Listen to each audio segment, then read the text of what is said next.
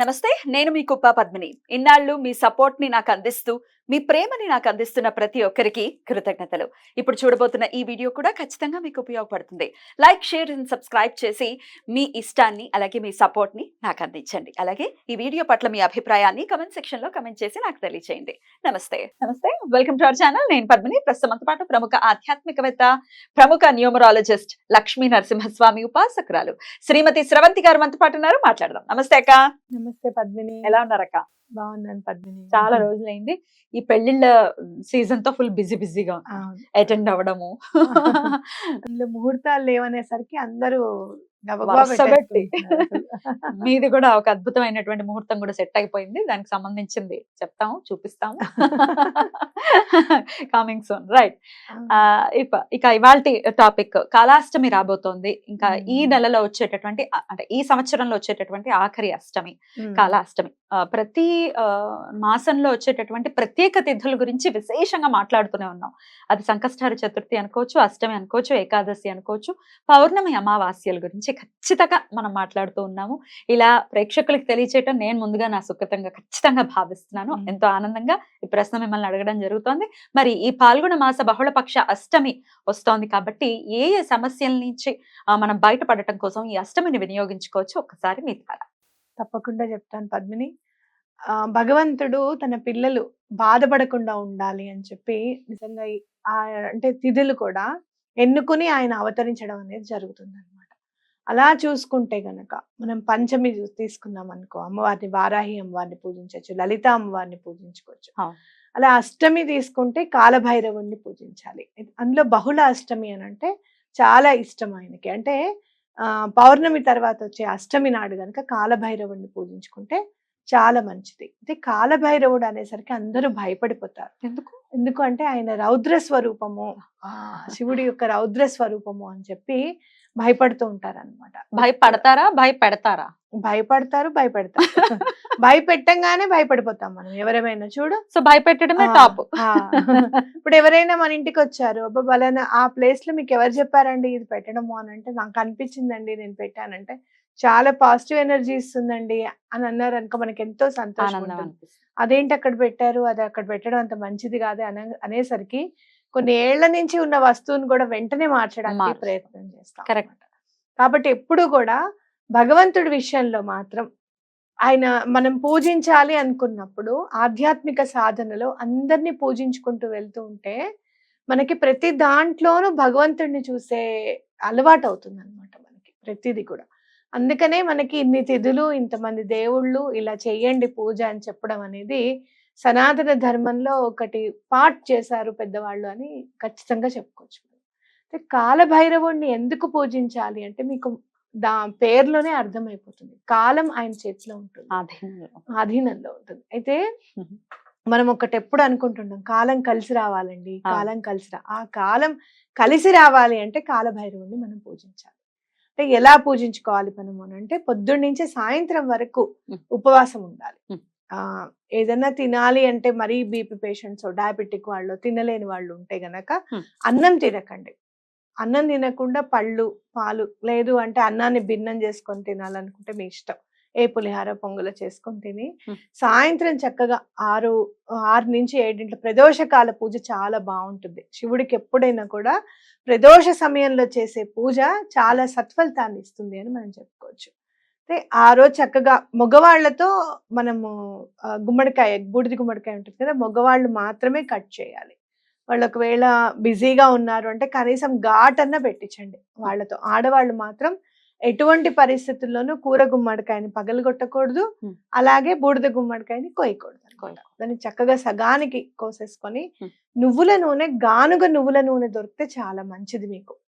చక్కగా నల్ల నువ్వుల నూనె, గానుగ నూనె తెచ్చుకోండి. మీకు కూష్మాండం బద్దలవ్వంగానే దాన్ని నిండా పోసేయాలనేది పెట్టుకోకండి.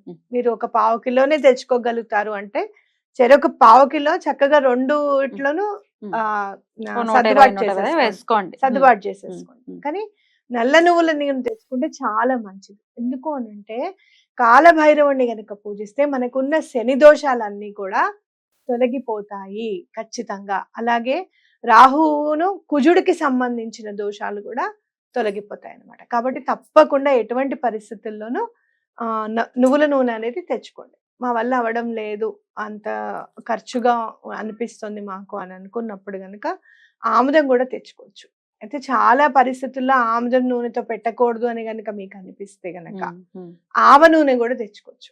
ఆవ నూనెతో పెడితే కూడా చాలా మంచిది. శత్రువుల నుంచి రక్షణ వస్తుంది ఆవ నూనెతో. ఆవ నూనెతో ప్రత్యేకించి అని వినటం జరిగింది అక్క. What is your opinion? ఆవ నూనె వారాహి అమ్మవారికి చాలా చాలా ఇష్టం. ఇష్టం. అందుకనే కాలభైరవుడికి కూడా చాలా ఇష్టం. ఇద్దరు కూడా చక్కగా కాశీలోనే, ఆవిడ కొలువు క్షేత్ర తీరి పాలకురాలు, ఈయన క్షేత్ర పాలకుడు. బ్యూటిఫుల్. కాబట్టి అలా దోషాలన్నీ తొలగిపోవడానికి కాలభైరవుడిని మనం పూజించుకోవాలి. ఆవ నూనెైనా ఆముదమైనా మీ ఇష్టం, నల్ల నువ్వునైనా మీ ఇష్టం. లేదండి మా వల్ల కావట్లేదు, ఈసారికి దీపం నూనె పెడుతున్నాను స్వామి, దీన్ని నువ్వు నల్ల నువ్వుల నూనెగా మార్చేంత శక్తిని నాకు ప్రసాదించు, నెక్స్ట్ టైం అష్టమి చేసుకునే లోపల నాకు అలాంటి పరిస్థితిని కల్పించు అని స్వామికి దండం పెట్టుకోండి, తప్పకుండా పని అవుతుంది అన్నమాట. అయితే పొద్దున్న నుంచి ఉపవాసం ఉండి సాయంత్రం పెట్టుకోవాలి కదా? సాయంత్రమే పెట్టుకోవాలి. ఇంట్లో పెట్టుకోవచ్చు. ఇంట్లో పెట్టుకోవచ్చు, తప్పేమీ లేదు. కాకపోతే గుడికి వెళ్ళి పెడితే ఇంకా మంచిది. ఒకవేళ ఇంట్లో పెట్టుకునే పరిస్థితి ఉంటే ఇంటి బయటనా, అంటే తులసి కోట, ఇంటి బయట పెట్టుకుంటారు పద్మిని. ఎందుకంటే బయట, దేవుడు గదిలో కాదు. అయితే ఒక చిన్న ప్లేట్ మీకు యూజ్ అండ్ త్రో ప్లేట్స్ లో పెట్టుకుంటున్నారు. యాక్చువల్ గా అయితే మాత్రం మనం కాపర్ అయినా గానీ బ్రాస్ ప్లేట్ అయినా గానీ తీసుకుంటాం రెండు. అంటే మీ దగ్గర మరీ ఇంత పెద్ద పెద్ద ప్లేట్లు లేవంటే ఈ మాత్రం ప్లేట్లు అయినా కూడా తీసుకోవచ్చు. తీసుకొని నవధాన్యాలు పోయాలి ముందు. నవధాన్యాలు పోసిన తర్వాత కుష్మాండాన్ని, సగానికి కోసిన కుష్మాండాలు రెండు కూడా పెట్టేసి చెరొక ప్లేట్ లో పెట్టి పసుపు రాసుకోవాలి ముందు. మనం లోపల కూడా పసుపు రాసేసుకొని లోపల గింజలన్నీ తీసేస్తే మనకి నూనె పోయడానికి చక్కగా మంచి ప్రమిదలాగా అవుతుంది అనమాట. ఆ గింజలన్నీ తీసేసి బొట్టు చక్కగా పసుపు రాసేసి కుంకుమ బొట్లు పెట్టేసి ఒత్తి, చక్కగా పెద్ద ఒత్తులు దొరుకుతాయి మనకి, అఖండ జ్యోతి ఒత్తులు. దీపం చాలా సేపు వెలుగుతుంది కదా, నూనె నిండుగా పోసేస్తే దీపం చాలా సేపు వెలుగుతుంది అనమాట. అలా పోసుకొని మనం తప్పకుండా కాలభైరవ అష్టకం మీరు అందరు వినే ఉంటారు, కాశికాపురాధినాథ కాలభైరవ భజన. ఎంత బాగుంటుందో, చాలా బాగుంటుంది. మీరు మనం కాశీ వెళ్ళినప్పుడు కూడా మీరు చూస్తే ఇంట్లో దండం ఉంటుంది స్వామికి, ఆ దండంతో కొడతారు మనకి, ఏ దైవం దగ్గర అయితే దండం ఉంటుందో ఆ ఈవిల్ ఎనర్జీస్ ఉండవు ఆయన దగ్గర అనేది గుర్తుపెట్టుకోవాలి. నరసింహస్వామి కూడా చూడు, యాదగిరిగుట్టకి వెళ్తే దండంతో కొడతారు, భలే గట్టిగా తగులుతుంది. వాళ్ళు ఇట్లా నెమ్మదిగా కొట్ట కూడా బాగా గట్టిగా తగులుతుంది. అంటే ఈవిల్ ఎనర్జీ ఏది కూడా ఉండదు అనమాట. కాబట్టి అలానే చూడు, లక్ష్మీ నరసింహస్వామిని పూజిస్తే కూడా ఎలాంటి ఈవిల్ ఎనర్జీస్ ఉండవు. మీకు ఎవరైనా దుష్ట ప్రయోగం చేశారు మాకు ఇంట్లో అని, ఎవరెవరి దగ్గరికి వెళ్ళారు, మీరు దుష్ట ప్రయోగం చేశారని చెప్పారు, కానీ మీకు వాళ్ళు ఏదో పూజ చెప్పారు, ఆ డబ్బులు మీకు సమకూరట్లేదు, చాలా ఎక్కువగా చెప్పారు, మన వల్ల కావట్లేదు అని అనుకున్నప్పుడు ఈ స్వామిని తప్పకుండా పూజించుకుంటే ఈవిల్ ఎనర్జీస్ నెమ్మదిగా తొలగిపోతాయి. ఎటువంటి పరిస్థితుల్లో కాలభైరవ అష్టకం చదవటం కానీ వినటం కానీ చేయొచ్చా? చక్కగా వినొచ్చు. చదవడం రాకపోతే చేసేది ఏం లేదు, వినడమే. ఇంకా అవునా కదా. ఇది ప్రదోష సమయంలో దీపం పెట్టేసుకో. ప్రదోష సమయంలో పెట్టేసుకోండి. పెట్టుకున్న తర్వాత స్వామికి తప్పకుండా మనము ద్రాక్ష రసం గనక నైవేద్యం పెడితే చాలా మంచిది. ఫ్రెష్ ద్రాక్ష, నల్ల ద్రాక్షలు తెచ్చేసుకొని, నల్ల ద్రాక్షలు కొంచెం మీరు ఏం చేస్తారు, కొన్నే తెచ్చుకున్నారనుకోండి, ఇట్లా చేత్తోనే చక్కగా చేతులు కడిగేసుకొని ఒకసారి చేతితో గట్టిగా ఇలా అనేసేయండి. దాన్ని వడగొట్టేస్తే మీకు చక్కగా ద్రాక్ష రసం వస్తుంది. కొంచెం తప్పకుండా అందరూ కూడా అది ప్రసాదంగా తీసుకోండి. ద్రాక్ష రసం పెట్టేసిన తర్వాత ఇంకప్పుడు భోజనం చేయొచ్చాక రాత్రిపూట 7:30 తర్వాత చంద్రోదయం అవుతుంది.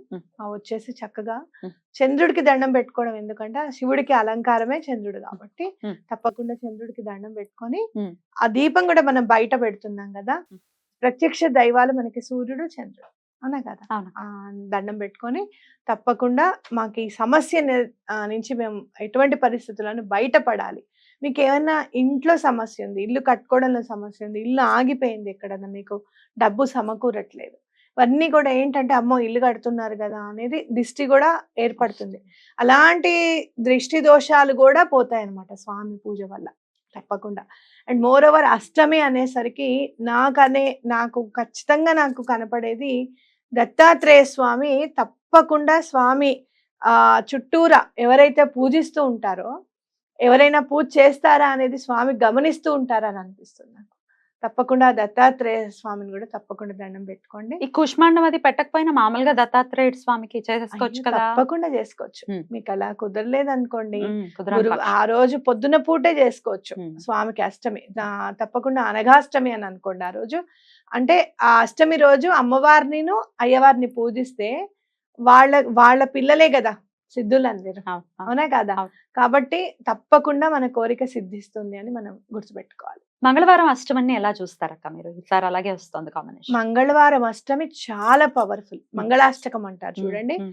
ఆ రోజు మీరు మంగళాష్టకం కూడా చదువుకోండి. ఉమ్. తప్పకుండా. Right. మంగళవారము అష్టమి వచ్చింది అని అంటే చాలా రేర్ గా వస్తుంది అనమాట. ఉమ్. నేను ఆ మంగళవారం అష్టమి చాలా మంచిదని నాకు తెలిసినప్పటికీ సంవత్సరానికి ఒకసారి, 2 ఏళ్లకు ఒకసారి వచ్చేది. ఈ మధ్య కాలంలో కొంచెం వచ్చేస్తుంది. నార్మల్ గా వచ్చేస్తోంది అట్లా. శోభకృత్నామ సంవత్సరం కదా, అయిపోతుంది, వినియోగించుకోవాలి మనం. అవును. అమ్మో, నెక్స్ట్ వచ్చేది క్రోధి. నాకైతే చూద్దాం ఎలా ఉండబోతుందో, కాంబినేషన్స్ తో ఎలా వస్తుందో చూద్దాం. శోభకృత్నామ సంవత్సరం ఖచ్చితంగా అద్భుతమైనటువంటి ఇయర్ అక్క, అందులో అవును. అస్సలు సందేహం లేదు. రైట్. అయితే ఒకరు కమెంట్ చేశారక్క, నేను పీరియడ్స్ లో ఉన్నాను, ఉపవాసం ఉండాలనుకుంటున్నాను, వర్తిస్తుందా అని అడిగారు. అట్లా ఉండదు, అట్లా ఉండకూడదు. వర్తించదు. ఎటువంటి పరిస్థితుల్లోనూ ఉమ్. అట్లా చేయకూడదు. ఉమ్. మీ హెల్త్ కి కూడా మంచిది కాదు అది. ఉమ్. మనము ఆ టైంలో చక్కగా తినాలి. ఉమ్. ఆ Correct. ఆహారం అనేది చక్కగా పడాలి మనకి. ఉమ్. అలాంటప్పుడు ఉపవాసం చేసి ఆరోగ్యాన్ని పాడు చేసుకోవడము, అలాగే పెద్దవాళ్ళు చెప్పిన దాన్ని అతిక్రమించడం, రెండూ అవుతాయి. ఉమ్. కాబట్టి రెండూ చేయకూడదు, ఉమ్. అవునా కదా? కరెక్ట్. ఒకవేళ ఇంట్లో ఆడవాళ్ళు అట్లా పీరియడ్స్ తో ఉంటే మగవాళ్ళ చేత చేయించొచ్చా? కలుపుకోకూడదు. కలుపుకోకూడదు. కలుపుకోకుండా పక్క కూర్చున్న వాళ్ళైతే ఏ పూజైనా చేసుకోవచ్చు. అద్భుతం. మాక్సిమం అన్ని డౌట్స్ అడిగేసినట్టున్నాను నేను. ఇంకా ఏమైనా డౌట్స్ ఉంటే కమెంట్ సెక్షన్ లో స్వామికి చెప్పండి. నైవేద్యం ఏం పెట్టాలని కూడా అడిగావు. ద్రాక్షరసం. అలాగే అదొక్కటేనా ద్రాక్షరసం మీకు కుదిరితే, ఉమ్. లేదు అంటే అన్నపరవాణం. ఉమ్. అన్నపరవాణం బెల్లం ఎక్కువగా వేసి చక్కెర పొంగలి, ఉమ్. ఇలాంటివి అయితే చాలా ఇష్టం స్వామికి.